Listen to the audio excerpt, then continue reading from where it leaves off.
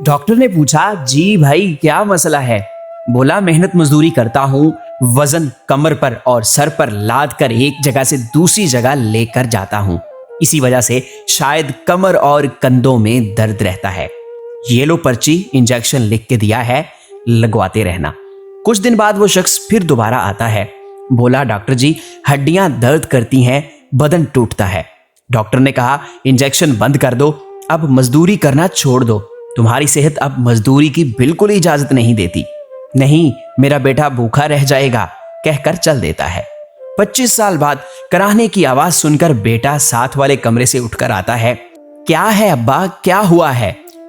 बेटा हड्डियां दर्द कर रही हैं, बदन टूट रहा है। अब्बा फिर कुछ उल्टा पलटा खा पी लिया होगा, ना खुद सोते हो ना हमें सोने देते हो। हाय बाप, तेरा हक हमसे अदा ना हुआ। या अल्लाह हम सब के बाप को सलामत रखना और हम सबको माँ बाप की खिदमत करने की तौफीक दे। आमीन या रब्बल आलमीन।